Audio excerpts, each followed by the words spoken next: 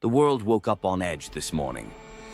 Just hours before sunrise, Iran launched a barrage of ballistic missiles at the U.S. Al Udeid Air Base in Qatar. This was not just retaliation, it was a message, a signal fired across hemispheres, echoing through tense capitals and oil markets still shrouded in pre-dawn darkness.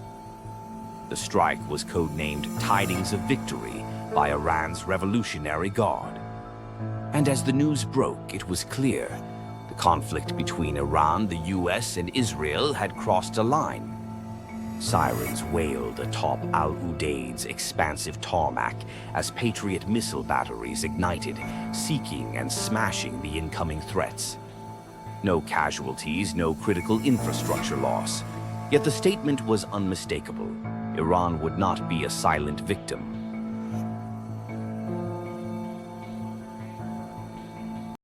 To understand how we got here, rewind just days earlier. The night was silent, but in the depths of Iran, fire rained from above. Israel, acting with precision and stealth, targeted Iran's most secured nuclear sites, Natanz, Fordo, Esfahan, facilities where the world believes much of Tehran's uranium enrichment takes place. Israel called it a preemptive act of defense aimed at delaying any future threat of a nuclear-armed Iran. For Tehran, the message was different. It was a violation of its sovereignty and an act of war. Iran's immediate response was anger, but its real response would come not in statements but in action. The United States quickly confirmed it had assisted Israel, citing concerns that advanced nuclear enrichment posed a grave risk to the world. Washington argued the objective was to neutralize military ambitions, not peaceful energy research. President Biden stood before the press, grave and measured, hinting at a possible reassessment of the Iranian regime's legitimacy. Speculation ignited in newsrooms. Was the U.S. now formally considering regime change as its policy? Global capitals reacted with alarm. Russia and China, traditional Iranian allies, condemned the strikes, calling for restraint. The UN Security Council convened in emergency session. European leaders warned that the region's fragile peace was unraveling. As the smoke cleared over the Persian Gulf, the world's gaze turned to its most vital choke point, the Strait of Hormuz. Iranian lawmakers convened in Tehran's parliament, fists pounding on polished desks as they introduced emergency legislation calling for the closure of the strait, a sliver of sea where a fifth of global oil crosses daily. The international markets reacted in an instant. Brent crude soared from $77 to $80 per barrel within a matter of hours. Energy analysts huddled with anxious CEOs. Goldman Sachs and other investment giants revised their forecasts, warning that if the strait closed, prices could hit $110 or more. Insurance premiums for ships leapt upward. For oil-importing nations, alarms rang in executive ministries from Seoul to Tokyo, New Delhi to Beijing. Contingency plans were unfurled. Japan and Korea reviewed their strategic reserves.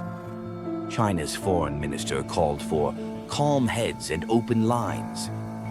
Insurance markets trembled at the prospect of new attacks on oil tankers.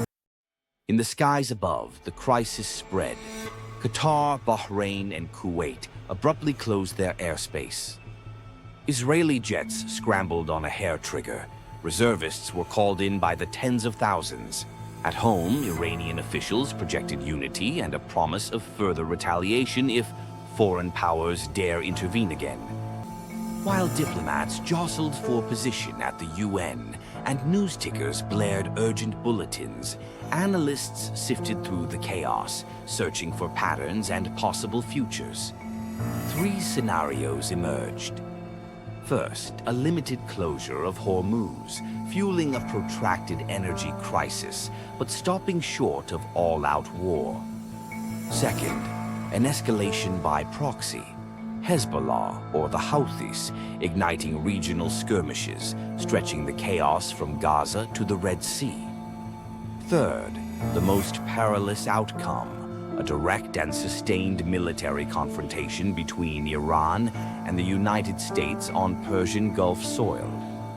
Every hour, the tension thickens.